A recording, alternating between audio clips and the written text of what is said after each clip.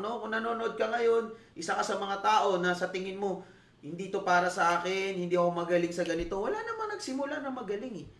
Yes! 'Di ba? Yung mga magagaling ngayon, nag-invest sila sa sarili nila para maging magaling.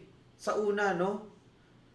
Even Manny Pacquiao, no? Favorite na example ko si Manny Pacquiao. Do you think Manny Pacquiao, first time niyang lumaban sa boxing ring, panalo siya?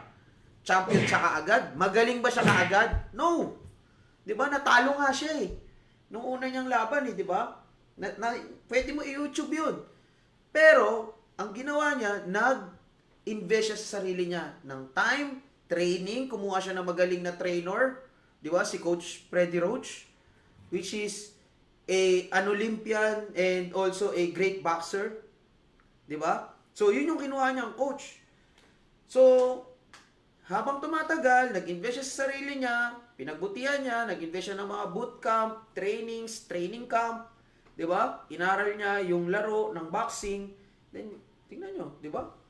Maraming beses siya nag-champion. 'Di ba? Ang ganda ng kanyang record.